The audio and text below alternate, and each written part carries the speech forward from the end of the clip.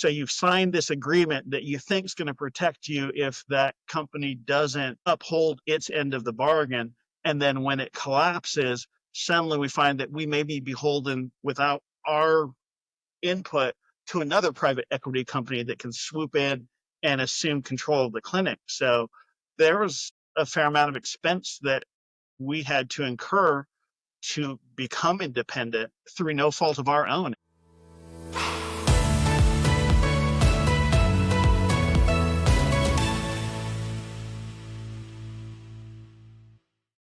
I hadn't thought of it like this before, but the vanishing fertility doctor dream feels a lot like the vanishing American dream, doesn't it? Or whatever country you're in where this is true. Young people shut out of stability, drowning in debt, unable to build the life they imagine.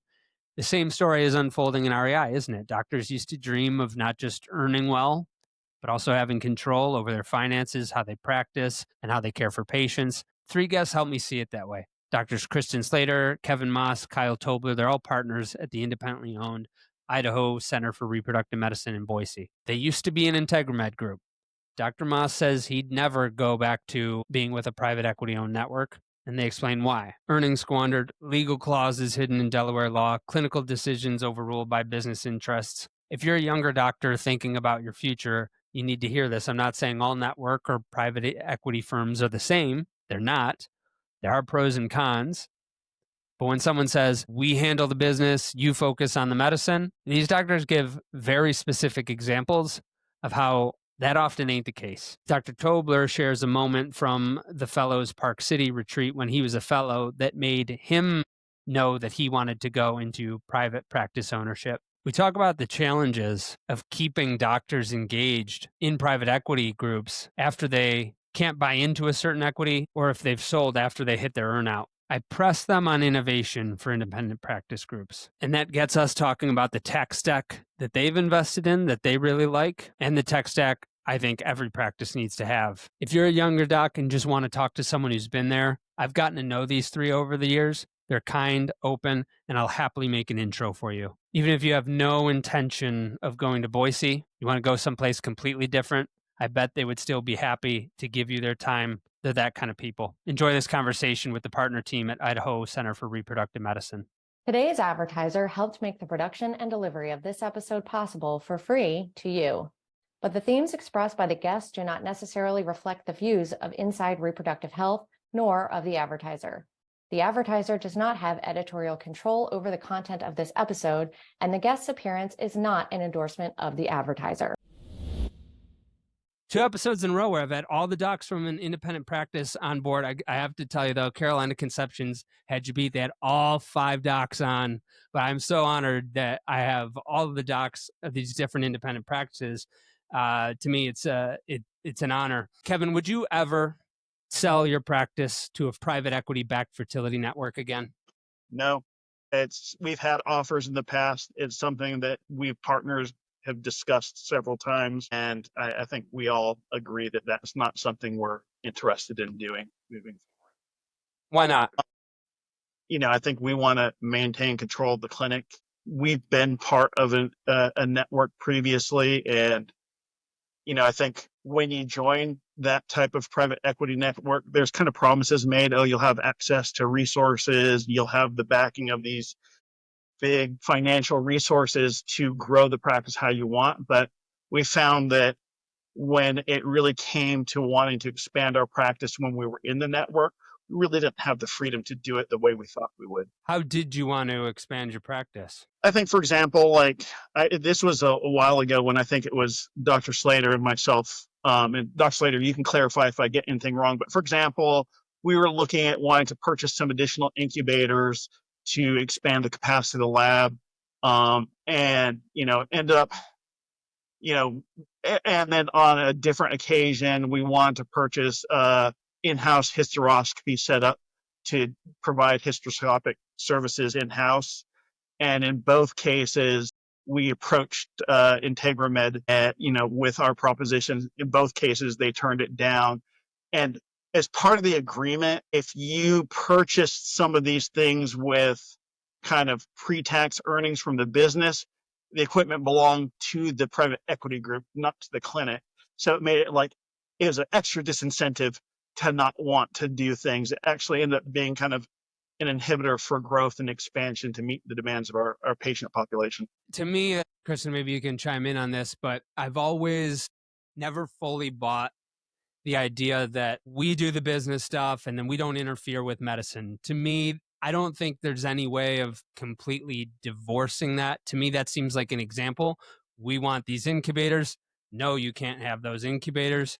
How do you see the divide between the business relationship and the clinical decisions when you're a physician trying to have that control? Yeah, well, with the clinical practice, and the financial part of that, they're intimately involved and they work together. And I think you have to have all of your interests and values aligned. And if some of your values are expanding clinical growth, but the financial aspect isn't, then they're not aligned. Were there other examples that you can think of like that where you wanted to go a certain direction and they said that they weren't going to fund it?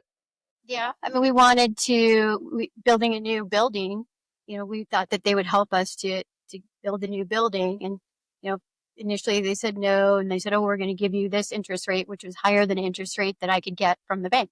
Would you have had to borrow from them? Could you have borrowed? Yeah. Could Yeah. you have borrowed Yeah. from the bank, or did you have to? Could borrow from the bank, but the bank was a lower interest rate than the private equity. And then at that point, if you're having to do that, it's kind of like, well, why am I Yeah, working with a? That's one of the few fertility benefits. You bank feel like, network? okay, you've got someone who's got, capital, and this is a great benefit that you can do these things you normally wouldn't do on your own. I did an episode with Dr. Schnorr 2 or 3 years ago called an Integramed autopsy. And it was a really popular episode. And he talked in a lot of detail about his situation. But what the audience might remember is that Integramed did own equity in some practices. It did not own equity in other practices. Rather, it had a management contract. For you all, did they own equity in your business? We were a management contract clinic. Was that easier to recover from, or was there still a lot of things that were dropped into your lap? I mean, the most painful thing was when they went bankrupt. I don't know if people are aware, but we would give our money to Integramed and they would give us back to it for our distributions. We would do it quarterly. So when they were going bankrupt, they had taken our quarterly money, didn't get it back. A little painful. Another thing is the bankruptcy law is completely different than any other legal system. So we had to pay lots of money at the bankruptcy court, and so we paid money to lose money. It was an interesting, experience with the legal system. Yeah, and I think along the lines of what Kristin's saying, it was kind of eye-opening with the legal process, because when Integramed kind of went bankrupt, there's language in the contract we had with Integramed that basically said if they defaulted on their fiduciary responsibility to the clinic, that, this contract's null and void. But, this was kind of litigated in the state of Delaware, where that language isn't binding, apparently. So you've signed this agreement that you think is going to protect you if that company doesn't uphold its end of the bargain. And then when it collapses, suddenly we find that we may be beholden without our input to another private equity company that can swoop in and assume control of the clinic. So there was a fair amount of expense that we had to incur to become independent through no fault of our own. It was their kind of financial recklessness that endangered our clinic, took away a quarter's worth of our earnings from us.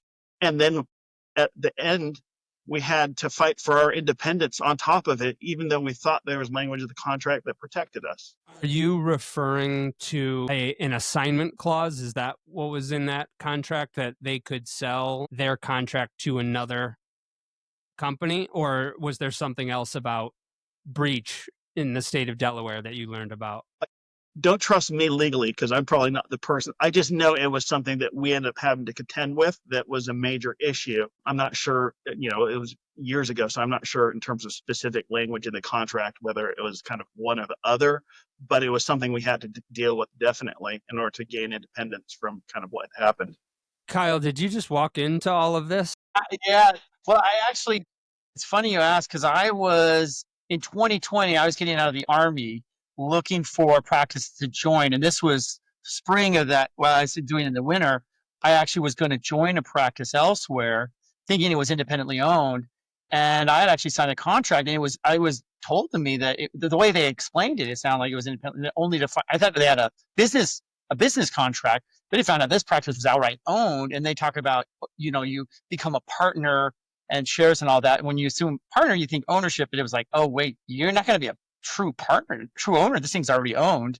So I backed out of it and kept looking, and then I aligned myself with, Kevin and I have known each other for years since fellowship. We did fellowship together, same year group. Anyway, so I reached out to Kevin and said, "Hey, are you guys looking? Because Boise looks like a cool place. You guys are definitely, a small group that I'd love to join." And then it just kind of aligned itself. But the sad part was then IntegraMed, where I was going to join them that spring, and that's when IntegraMed fell apart. And they took the hard decision. They had a major financial hit, and they still brought me on as an employee, even though they were in a tough spot. So I really and COVID was happening.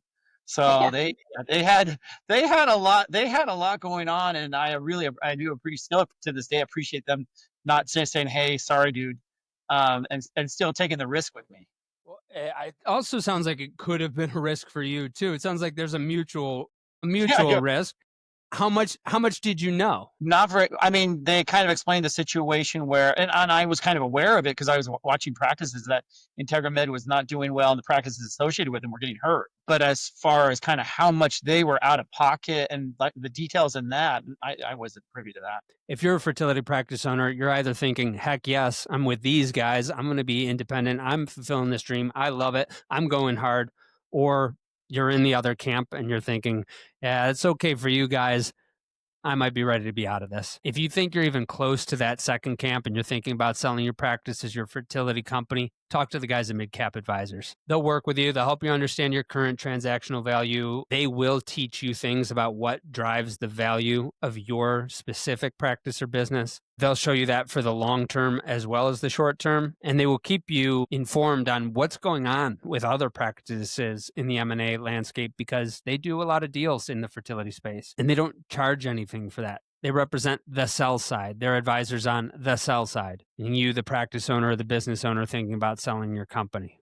They don't charge for any of that unless you sell your company. They do a ton of free consulting, way too much in my opinion. They're too patient in my opinion. Like, those calm, rational, measured people, the kind of people that you want in a room in a crisis, that's those guys. Aren't they the worst? You can talk to Bob Goodman, Brajinder Minhas, Richard Goldberg, all expert advisors at MidCap. Go to midcapadvisors.com or ask me, I'll make the intro. It's midcapadvisors.com. And so, Cristin, why hire another doc during that time? Well, honestly, I mean, the amount of money that we were giving IntegraMed was quite a bit. So if we hire another doctor and we're not having to give IntegraMed that money, honestly, it financially worked out better. It's like, it's better for Kyle to join where he's not giving X percentage to the private equity company.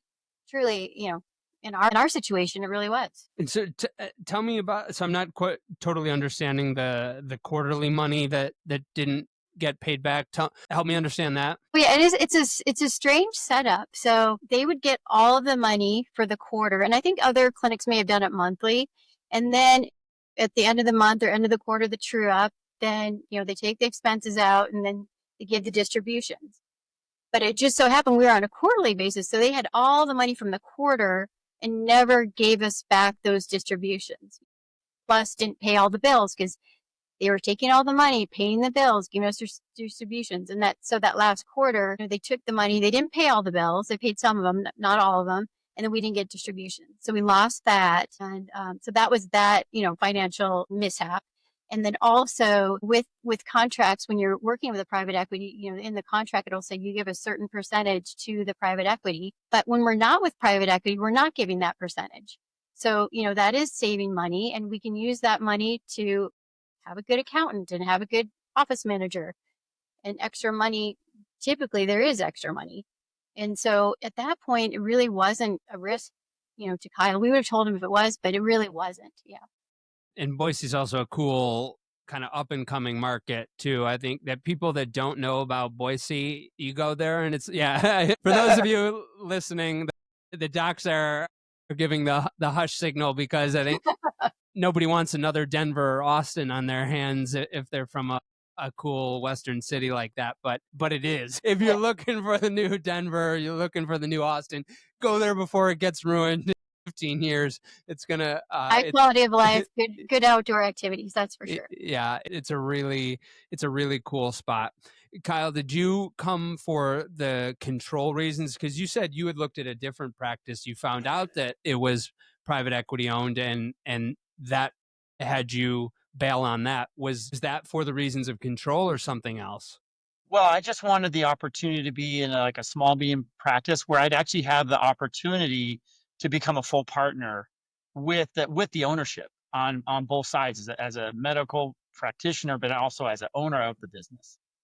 And so I was actively seeking practices where that would still be that kind of model is, kind of little by little was, even this is back, 6 years ago, was kind of fading. I could see it actively fading away. So I was seeking practices with that and not wanting to start my own. Did the IntegraMed practices work together during all of this as you're all going through this, or was it kind of every practice for itself in all of this legal they nightmare? work together. And then some decided to go to move forward together. Others decided to remain independent. Why'd you decide that decision? To remain independent? Yeah, as opposed to saying, okay, let's go with the folks that are building anew. I mean, after that whole experience, there was no reason to jump into another contract. We're doing fine.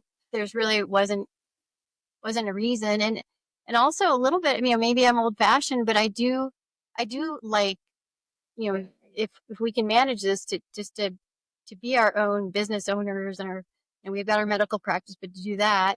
And also for the next generation, I do feel sorry for the next generation. Like when I was in fellowship and I got to join a practice where I could be full partner and have control, and I don't think it's fair to the next generation. Tell me more about that, Cristin. Is it, as you put it in those terms, it's making me think of the public conversation around it's not fair to this generation that they have 6 figures in student loans. It's not fair to this generation that they can't buy a house, that they can't pair up. Do you think of it in sort of the same terms that there's... Yeah. Yes, I do. I feel like, this is the dream, and, whether it's the American dream or the REIs, dream when they finish their fellowship, what kind of practice they're going to have. It's just nice to have that option. Now, everyone may not want to do that. Maybe some people want to join, an institution that's like that, but at least you have that option. What do you remember the dream being? I know I'm asking you to go down memory lane, but when you think of yourself in medical school, residency, fellowship, specifically as you can recall, what was it that you were dreaming about? What did you really hope to have? It was mostly just patient care, honestly. I didn't even think about the business. Like, Kevin was saying, that's something we don't even, we don't have that brain, that lobe of our brain that really thinks that way. And so my dream was to see patients and things. But then after you do it a while, you see the benefits too of having more. Kevin, it looks like you got something to add. Yeah, I mean, I agree with Cristin. It's something, in med school, all of your training, all of your focus is on learning medicine, caring for patients. And there really isn't, through medical school, through residency, through fellowship, there isn't a discussion on how do you run a business. It's because we're not exposed to it. It's usually not at the top of our mind. And I think, maybe now, when we were graduating, there weren't podcasts, there wasn't this information disseminated. So it's something where, I don't feel like I was really fully educated and really that aware of, an equity-owned practice or not when I finished my fellowship. I don't remember whether people aren't completely transparent about it, because I do feel like there's an element where people who are part of these equity practices aren't totally transparent about it, kind of like Dr. Tobler was mentioning. But I feel like when I finished my training, it wasn't something that was even on my radar. But now looking back, hindsight being 2020, it's like, yeah, this is important. This is something that should be taught to, medical practitioners at some point during their training. Kyle, when you went into private practice, you weren't coming out of fellowship. You had been in the Army. How long were you in the Army for? For 6 years. So I finished fellowship in 14 and I fulfilled my commitment in 2020, along those lines. So kind of, I've been watching. I knew I was going to exit the Army. I wasn't going to retire. I didn't have a long commitment to kind of push me over to that point. And it was interesting. This was a Park City retreat, and I still remember this. It was so it's in the field, just REI alone. There's just not a lot of discussion. Like what's the like gorilla in the room is money. Like how much money can you make? How much money is someone going to take from you to help you see your patients? And not only take your money, tell you how to do it too. And it was super interesting. So we go to the Park City retreats, and then they had this kind of the panelists, and there was a lady there, private practice by herself, California, and they say, hey, well, how much money do people make? This is for the fellows, right? No one would say, the academics would say, and it's kind of what I was expecting. And then the lady in private practice, she's like, my God, I had no idea how little money you guys made. I'm not comfortable saying. And it was like, what? So she wouldn't say, but she was so shocked. And then it's like, they're all seeing the same. And then it kind of came, it's like, we're all doing the same thing here. It's not like these people from these other practices are only doing research and writing papers. They're moving volume. And then it kind of came, well, how much volume are you moving? How many patients are you seeing? And then it kind of was like, wow. So the field with money and how much money you make and for what you're getting paid to do, it's not necessarily even. Whether it's an academic, like the folks who are not seeing the patients have to get paid. And a lot of them have really big salaries. And you're the only one who's actually see the patient. So that was kind of where my mindset is like, I think I really, because in the military, I started resenting being told what to do, but at least no one was taking my earnings from me. But the military was definitely my big boss. I'm like, you know what? Another layer on that, when I can like look to how much money I'm making and how much money I call them the good idea fairies are floating around, where there are these people that have all these good ideas, but you're the one who does the work. And so I was like, I just don't want any part of that because I think I'll resent it. So this was at the Park City retreat before your 6 years of Army service? Yeah, this is while I was still in this was while I was in fellowship. I just remember as a fellow, this is before I was in the Army. And it was just, as a fellow, you're thinking about your paper, you're thinking about your research, just get me through fellow. I want to be a good doctor. And then it came up because started talking about this job market, and it's like, this is, it just opened my eyes like, wow, this is not all even. And that would kind of prompt me to kind of really dig into like, what do I want to do when I get out of the military? So you're saying the physicians at academic practices, they were sharing how much they made, and it was the private practice owner that said, I don't feel comfortable sharing now because I make so much more than you. So then all right, so you're seeing the opportunity and the control, and maybe that's where your REI American dream is being born, and you wanted to hold on to that. So is that partly why Boise came into place? It's like you could still have the dream. Yeah, absolutely. Well, it's a great place to live. So I was kind of looking for, okay, where do I want to move my family? And then where can I pursue the kind of like how I view it, kind of like what Cristin's saying, how did I view myself in the future, and what do I want to, what do I want to try to tackle? And that's why I saw it. And who do I want to work with? What was the other thing? It's like, okay, they're great people. So did you buy in right away, or was there a plan? How did that work? Yeah, so there was, kind of a term of kind of a lead as an employee for about 2.5 years.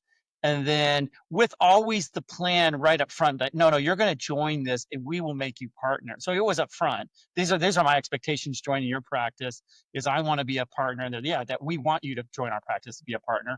And our expectation is when you become a partner, we're going to make you even with us. We didn't pencil out every single detail, but at the same time that there was on paper was that expectation. This is how we're going to treat you and what our expectation of you, and it aligned with what I wanted. Cristin and Kevin, I've talked with docs that have been in that 2 to 3 year phase, and they thought that they were on a partnership track, and then didn't happen, and both parties kind of parted ways feeling like they got screwed. And then I've also talked to docs that were like, yeah, he or she wanted partner. No way. It wasn't even close. But each party in that situation has felt like they were the ones that got the short end of the stick. To me, it seems like they weren't specific enough in the beginning of what the expectations were. What expectations did you specify that this is how we'll know, Kyle, if you're partnering up with us? When you're a partner in our model, it's kind of eat what you kill. So you're pretty motivated to see patients, and because you're getting compensated. It's a very, very fair way of doing things.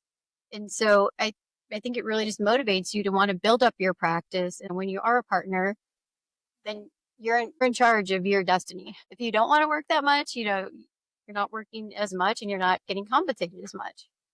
You want to work a lot, you're getting more compensated. We always share the call, the weekends, and things like this. Yeah, I think it was kind of like it was laid out kind of early, like has been mentioned with the group that, yeah, it's like a 2-3 year period where you're an employee and the goal is for you to become partner. I think we had the advantage of knowing Kyle and knowing that, we were pretty selective in terms of, we wanted to find the right person to join the practice. So we talked with a few other people, but it wasn't something we were opening the door to just anyone. We wanted to make sure they felt like they were a right fit from the beginning. So we were pretty selective up front with who we brought in, kind of knowing that they were going to be a good fit. And I think that would be the case again moving forward. So far, our partnership track has been 100%.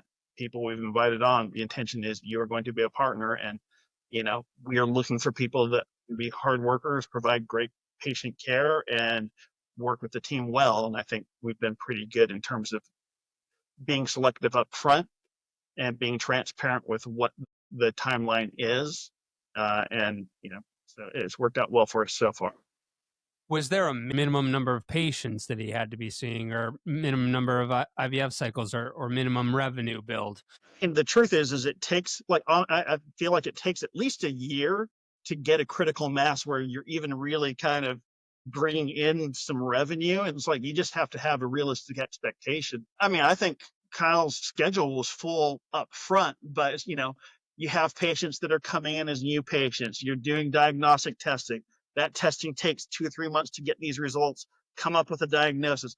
A lot of these patients don't want to do IVF up front, and they don't need to do IVF up front. So they do less aggressive treatments. There's a few that do need IVF based off the diagnostic criteria, but it takes a while to get that clinical volume where you're breaking even and then making a profit. But you have to be realistic that it's at least a year, even with someone like his schedule, from what I recall, was pretty much almost full from he hit the ground running. It's like you said, this is a growing area. We're pretty much the main clinic for the state. And so we've got a built-in population. We knew that, things were growing. And like on top of just meeting the needs of our domestic patients, we had a growing international component. We do a fair amount of egg donation surrogacy that also was kind of growing. So we kind of knew right off the bat that we could fill another physician's schedule pretty easily, but you have to be realistic. It takes some time for them to get the patients through, worked up to the point where you're seeing returns on that, What do you think? Are you with these guys, independent practice owner for life, or you thinking about selling, stepping back, just focusing more on medicine and management? If you're even halfway close to being that second group, talk to the guys at Midcap Advisors. They will take the time to understand your goals. I can't endorse them because I've never sold a business. A bunch of people that have seem to like them. I've really enjoyed getting to know them over the course of the years because they are people that do what they say they're going to do. And they will model deals for you. They'll talk to your attorneys, your accountants, and they'll do that without you paying them a dime because they only charge a fee if you sell your business. So in the meantime, they're free consultants. It's Midcap Advisors. If you're thinking about the next chapter, it's Midcap Advisors. Go to midcapadvisors.com. What's the biggest challenge for independent practices right now? Yeah, I think number one, it's like we alluded, we're not trained in business is I think definitely a challenge. It's like we've never been trained to read a P&L sheet. We don't have the legal background in terms of, what are some of the legal elements for partnership. So I think there's, and then just dealing with the growing staff and like what's the appropriate level of staffing, what's appropriate compensation for different roles in the clinic. There's all these things that you don't think about until you're there trying to deal with it. You're like, oh, okay, it's not, and clinics don't necessarily share this information freely. So you want to be free, you want to be fair with the employees, but it's like you also have a business and you have to have a bottom line that you're meeting too. And so it's but we don't have any training in that. So it's something that, you kind of try and learn along the way. But honestly, I think we'd be even better served if there was formal training in some of this before you go out into the workforce as a physician. Luckily, we don't have this problem, but I have seen where there's small independent practices and they want to retire. And maybe they haven't gotten someone that wants to buy into their business, for various reasons. Then that makes it harder because some of these people can't retire because they have no one to buy their business. But if you're with private equity, you can just, it's not your issue. I mean, they're the ones that have to keep the practice going and things like this. Which they'll do if you're in a city where there's other docs, or if there are some other, like they could bring other younger docs. But for those single doctor groups that are in areas where there's not any other REIs around, they're kind of out of luck for Creating, yeah. for being able to sell their practice. And oftentimes it's the groups that do have the most opportunity to sell to other younger docs that can get the biggest payload from private equity. So it's like, Yep. And so that kind of eats into this, REI version of the American dream that we've been talking about, of you can't buy the house because the big property management companies that own thousands of Airbnb properties are driving up the rentals, and Chinese investors are driving up the cost of real estate. It's kind of that version of what happens for REI practices. And you're somewhere in the middle of those groups. You're not the biggest group, but you've got a good distribution in terms of your docs. You got 3 docs. You're in a growing market. Obviously, people have called you since the IntegraMed breakup. How far have you gone into any of those suitors that called on you? I mean, there was only one group that we talked 40 minutes, but no, we haven't really. We just not actively interested. So you're not really even interested in having the conversation with those kind of folks. I'm curious about it, but I don't think unless we're all really interested that it's even fair to their time. I viewed it as like how our age is, and like you said, you get the big payout, and it's like, well, so for the retiring doc, it's like a great thing. But I'm like, I got a lot of years of work, even with a big payout. I still, I'm, and I was like, well, what am I going to do once you get to that point? Would I leave, or would I keep working for these people? And that's I'm just kind of curious what's this evolution of the doctors, the primary owners, who are now fulfilling their obligations. What's going on with these guys that are now, they've met their obligation? Are they hanging around, or are they going to just kind of stop? Or so that I'm really curious what happens with that. Who picks up the torch? Because they don't really have anything to sell to young people. There's even an additional element of control. Sorry, like what you have the initial private equity group that purchases the practice. They pump in money to try and grow, show how profitable the practice is. And then when that private equity group sells to another group, or there's some merger or something, now what happened, maybe the group you were first with has a certain vision you feel like you're in line with, but you've been sold off to this other group. You don't have majority shares. You're not involved in that decision. Now you've further lost control with a group that may be interested purely in slimming down as much as possible, to the point where it could create dysfunction in terms of staffing and providing patient care. So there's the initial purchase and joining of private equity, but there's the evolution of the handoff from one equity firm to another that you don't necessarily have control over. And I could see that creating even further drift in terms of retirement plans, that the new groups being in line with the physicians' goals and, wanting to serve the community. And that's something that's completely out of your control when those handoffs start happening. The next one has to get even more out of it, right? Yeah. Because if I'm buying something for $10 million, I've got to be able to sell it for 30 or 40. I've got to maybe 20 or 30. I've got to be able to sell it for in some years' time. And then if I buy it for 20 or 30, then I've got to sell it. Then I've got to sell it for 40 or 50. And in order, how are you going to increase the multiple by that much. And I think that goes a little bit into your point, Kyle. For these docs that are not retiring, I don't know what the incentive is to stay, because if you're making $1 million a year, let's just for the sake of round numbers, and then you sell that, you sell 60% equity, you're there to get the rest of the buyout. But then why are you going to go make $400,000 a year after that earnout is done? I don't know how they answer for that. And it sounds like you caught on that If you too. don't know the numbers, I guess you'll be okay. It's still, they're still paying not relative, in absolute money. It's like, oh yeah, that's a great salary relative to doctors. But if you are never privy to what your true potential is as a business owner is, so like, I feel like one of the things, like, until I got here, it's like I actually had no idea what the potential was, or what you could expect.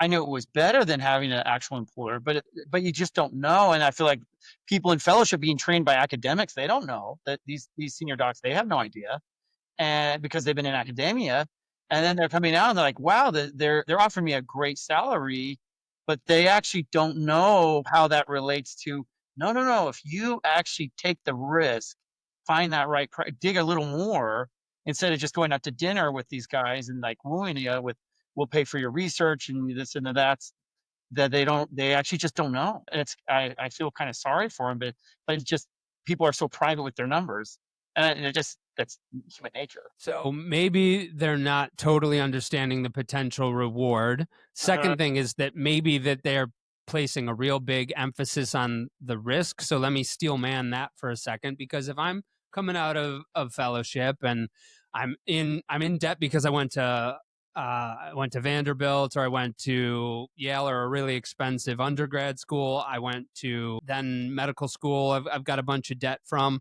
I didn't make hardly any money for 7 years between residency and fellowship. And now and I'm starting my family, and we finally want our forever home. Now I'm starting to see, just give me that money right off the bat. Two, I don't want to take on any financial risk because this is terrifying. And the landscape is also changing. Is sure that might have worked for the docs in the 2000s, but now we have payers consolidating. We have all sorts of different companies coming in, driving up competition. Maybe the lab is going to be automated. And what does that mean? So how do you help younger docs think about the risk? I think you've got to talk to the older doctors too, and it's all education and talking, because when anyone buys a house, if you didn't know, said, oh, you're going to have to spend whatever, $500,000, $1 million for a house, or 40,000 for a car, that's daunting in itself. But then when you talk to people and say, this is the usual trajectory, and this is how it works, it's okay, and they have more long-term information, then you're not as nervous. But you have to, you can't just have that short-term vision. You have to have the long-term vision. I think you have to see what's the history of the clinic in terms of bringing on new doctors. How have, when they have brought on a new partner, what proportion of those members have gone on to become full partners? Because there are clinics out there that have a reputation for burning through new fellows. And, it's like, I think when I finished fellowship, I knew some of these clinics that had a reputation of burning through new hires and then discarding them. So it's like, I think when you bring someone on, be transparent. What's your track record? And I think, like Dr. Slater said, this is what, be transparent. This is what you're going to make salary wise for this period of time. This is our track record of bringing someone on as a full partner. And once you become full partner, this is what that salary looks like. This is what the shared earnings look like in addition to the salary that you make. And I think that providing that kind of transparency and your track record, something that should provide some reassurance. The track record would provide some reassurance, and there's a lot of independent practices with good track records, and that the past is a decent predictor of the future. I don't know that it would totally assuage my concerns. Let's stick with the home analogy for a second, in that a lot of people have the opportunity to overpay for what they used to be able to get a discount on as a fixer upper. So there used to be a big difference in home prices. If you had to put the new roof on, you had to do a new HVAC system, and you needed to update the kitchen and bath. And now it's like those types of projects still cost a ton of money. So instead of saying, well, yeah, but I could own the equity and I could slowly invest in that and I could make it better, people are saying, forget it. I don't care that I don't have equity. I don't care that I'm throwing money away for rent. I would rather go to this, condo complex and be part of an HOA and have everything taken care of me and taken care of for me so that I don't have to deal with those things. In the case of practice ownership, I think a lot of younger docs look and they say, here is a really good practice, but I think that they're probably going to have a new lab. I think they're probably going to have to buy a bunch of new incubators. I think they're probably going to have to invest in a completely new intake software that's going to cost them a lot of money, or a new EMR. Or I think that they're probably really, really going to have to figure out how to use OBGYNs and APPs. And I just don't know if they can do that because they're so busy caring for the patients in front of them. Nobody has time to be the business visionary. How do you invest in future value as an independent practice when you're so busy with the day-to-day? Yeah, I mean, I think you always have to forecast those things, and if you've got a good office manager and a good accountant, you've got to rely on your people. Yeah, I think rely on people that have expertise. It's like, like Dr. Slater said, have a practice manager that's kind of like, finding a good practice manager also isn't easy, honestly, but you find someone who's right. They want to grow the business and make the business successful. I think having, maybe having an accounting firm help with the books, so you have some double check, backgrounds, some kind of backup steps with people kind of eyeing kind of revenue and relying on their expertise. Because, honestly, you can't do everything. You're going to have to rely on some other people to help with some of those type of decisions. But I'd also argue, it almost sounds like, what you're talking about is like, here's a prepackaged deal. You're going to make more money up front for this, for this guaranteed path. But where does that cap at, and where's the potential that you could be at? And what's that delta, are you okay making a better salary up front, but your full realized potential is going to be a fraction of what you could be earning, and is that worth it? I think the flip side is, what are you sacrificing? Private equity companies aren't going into this to not make a profit, and who are they making a profit off of? They're making it off of the physicians. So, we're the ones who are actually providing the skill and the value. They just know how to run the businesses and have come up with these slick packages that make it difficult for you to realize what you're really giving up. But I think that delta you give up is considerable. And, it's a matter of, are you okay, and if that comfort is worth it to you, fine. But, I think if you want that control of your destiny, if you want the control of how your practice grows, if you want to have the full potential of what you could be getting out of this, then, maybe you might want to take that risk. I've got to get better at, I've got to send this question to guests ahead of time so they have time to think about it. I'm putting the three of you on the spot, but what are some technologies or solutions that you've either invested in the last 2 years that you're really happy with, that you feel have added value, or that you're looking at now? Be with our EMR. Yeah. And that's a big difference. Yeah, it's great. Which almost no one says.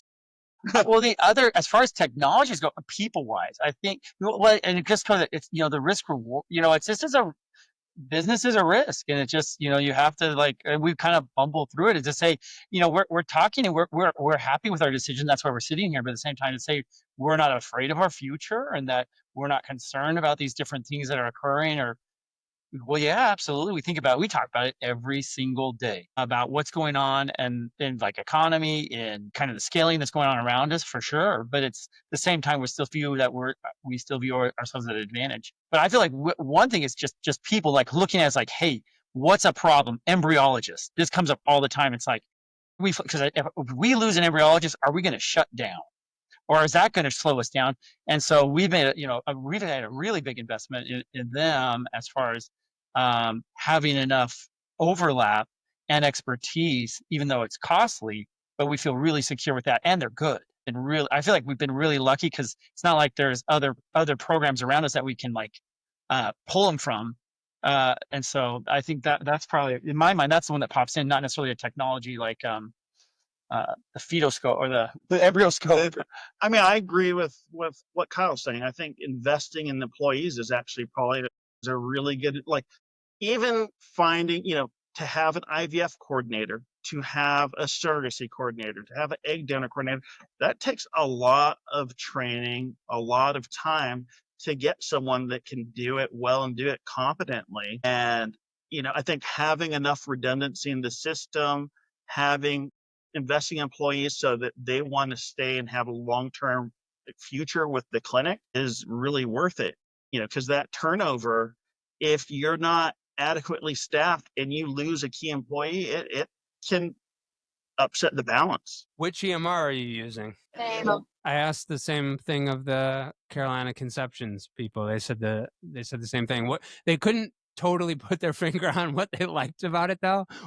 Why did Enable win out? I think it's user friendly. Like anytime you pick up a new EMR, there's always a learning curve, but it's fairly user friendly. I feel like a lot of things, is you have all these labs coming in and you're trying to make fast decisions. The work list that populates, you can filter only labs that have been reported come up so you can focus and make decisions quickly without having to sort through like a list of 100 patients. It instead pulls up the 15 patients that have an ultrasound in their labs back. I feel like it's user friendly and it lets you be efficient, and it didn't take too long, and it's catered towards IVF. So it's easy to find embryology information. It's easy to find an IVF cycle or a Clomid IUI cycle. So yeah, I think it's well designed and well suited for what we do. Also cloud-based. You can access it on any device. Yeah. Enable. Believe me, Kevin, I'm going to be hitting them up after two in a row. You mentioned the embryology vulnerability, Kyle, and I see this from small market practices, especially. Every practice, of course, faces an embryology shortage, but if you're in LA, if you have to, you can just fork over a bunch of money and poach somebody else's embryologist if you have to. Whereas if you're in Boise, or if you're in Akron, Ohio, or Greenville, South Carolina, you might not be able to do that, or at least not as easily. And when I do small consulting engagements for doctors thinking about starting a new practices, I always try to walk them through all of the potential tripwires, and we go over their recruitment pipeline, we go over their referral pipeline, and then it's yeah, we're good here. And you can see that, they'll be able to get it set up and they'll be able to get patients in the door. And then we talk about, well, what about the lab? And that's where they go, yeah, that's going to be the hard part. So I would worry if I was a practice owner of just you've sounds like you've spent some money to have some redundancy so that you've got embryologists that can cover if need be. And I think that's important, but I would still feel really vulnerable to that. Have you invested in any technologies in the lab that allow for you to get more out of each embryologist? We haven't done any witnessing AI yet. I mean, those are the things we're looking at, but we haven't done that. And just actually going backwards to kind of like, I think one of the things we've realized, kind of going back to investing in staff, is we've found that having kind of upward trajectory in the clinic is something that kind of gives long-term retention. So if we have medical assistants, they have to do everything. They work with the EMR. We can see who's sharp. Similarly, on the lab side, you have the andrology phlebotomy side, and you can see people who are smart. You can start picking out people who you think have the ability to be an embryologist. You invest in them to become an in-house trained embryologist, you have someone that's going to be loyal to the clinic because you've raised them up from, an entry position into a position that really does very well. And so I think, again, kind of going back to investing in employees, having these upward trajectory paths where you invest in the people that kind of give back or you think have the potential to take on additional roles, and flagging those people and make them aware, hey, we will invest in you if we get a commitment out of you to kind of stay with us, Griffin, I have a question for you. There's something on your mind right now that you're like wanting, like, I'm kind of curious. What do you have some technologies in your mind? You're like, I'm curious if they've thought about X, Y, or Z. And what is the X, Y, or Z you're thinking about technology wise? The lab stuff, well, I'm definitely like interested in time lapse. I'm definitely interested in embryoscope. I'm definitely interested in witnessing technologies and monitoring from a safety. I try to opine myself less on the lab stuff because I'm not a clinician and I'm not a scientist. My mind tends to go more towards automation of the patient journey and anything that helps with triage. I'm really interested in this whole class of companies like Levy Health, like Conceive, like Frame, like Barry Fertility, like whatever Engaged MD is going to do next. And I need to do a better job of mapping where those companies overlap and where they don't, because I kind of just put them in a bucket that's too broad. But I am interested in that because I worry that boutique practices cannot be boutique practices with people alone. And I'll give you an example. Somebody I work really closely with went to a boutique practice that I have been in myself multiple times, know the doctor, know the people there. One of the leanest shops I've ever been in, really, really lovely people. Had a miserable experience, not because of anything that the provider or the staff did, just the person I know couldn't track down the next step, was doing her own case management because it's like, oh, can I get my meds yet? Oh, well, you've got to call the practice. No, you got to call the pharmacy. No, you have to call Progeny or whoever the employer benefits, and just boom, like being kicked around. And she's like worried that she's not going to be able to trigger and not going to be able to get her meds or not, or going to miss her date. She's doing all this case management. And I'm like, I'm pretty sure that at least one of the companies that I just mentioned can take all of that stuff off of people's plate. I need to do a better job, Kyle, of like figuring out exactly what it is that they each do. But that is an area where just in general, I think that independent practices and boutique practices need a tech stack in order to be able to provide individualized care.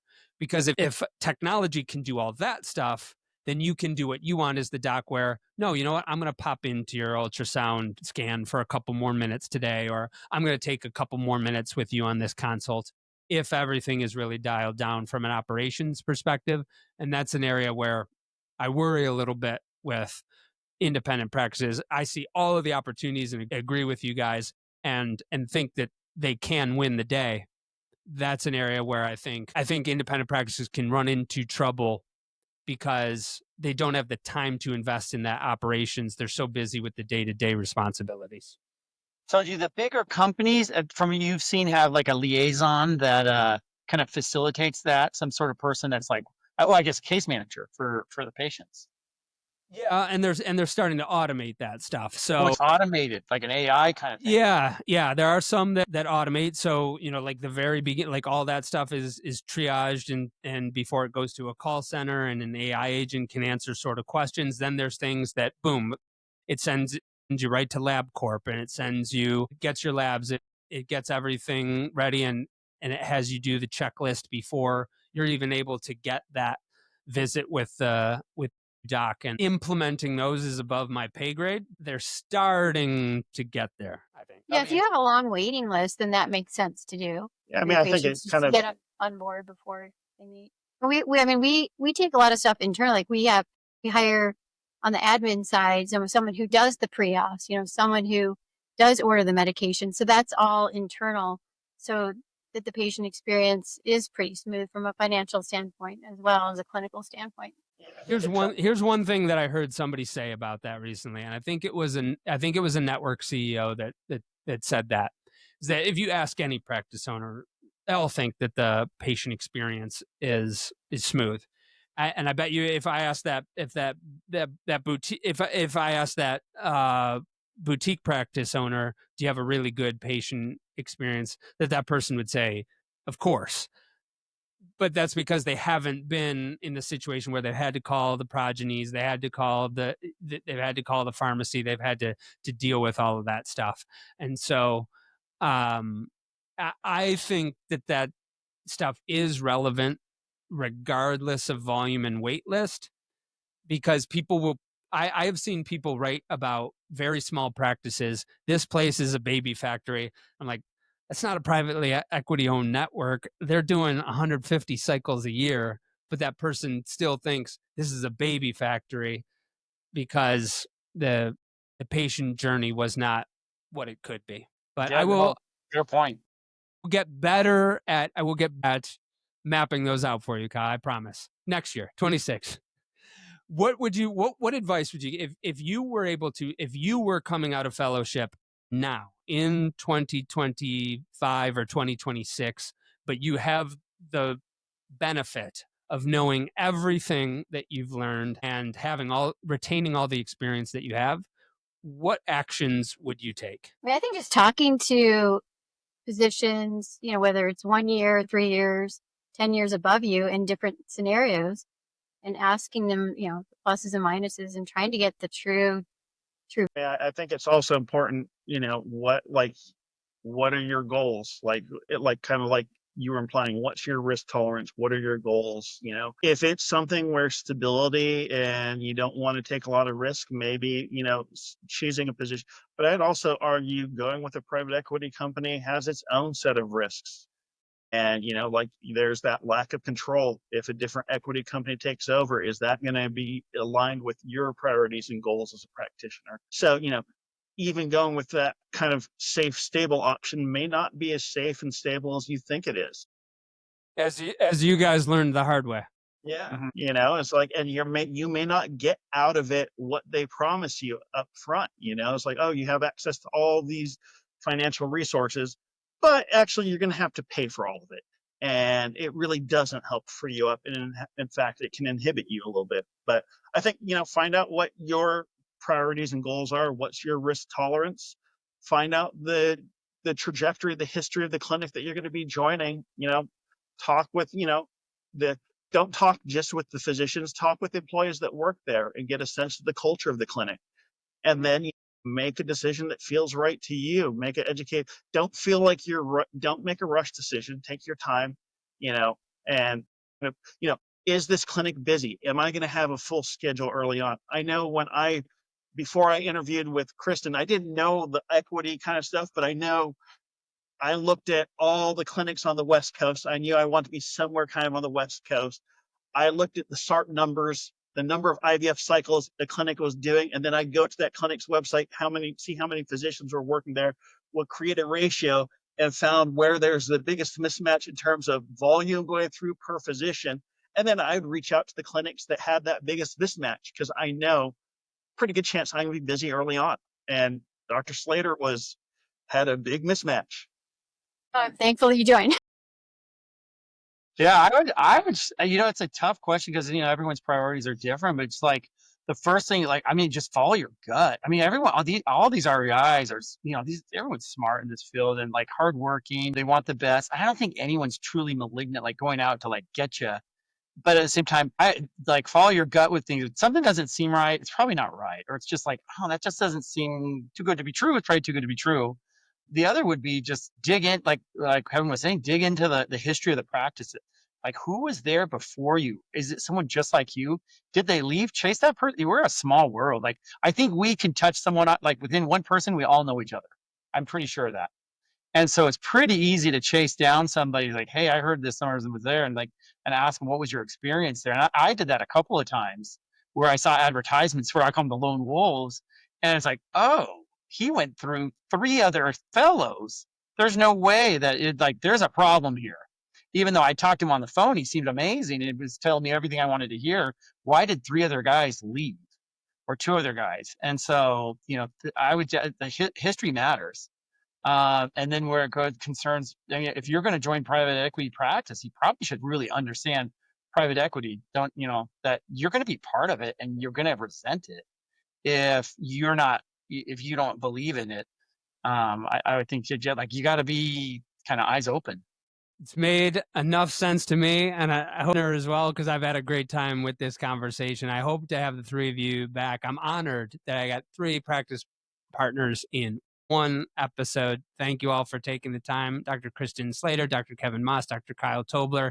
Thank you for joining me on the Inside Reproductive Health podcast. Today's advertiser helped make the production and delivery of this episode possible for free to you. But the themes expressed by the guests do not necessarily reflect the views of Inside Reproductive Health, nor of the advertiser. The advertiser does not have editorial control over the content of this episode, and the guest's appearance is not an endorsement of the advertiser. Thank you for listening to Inside Reproductive Health.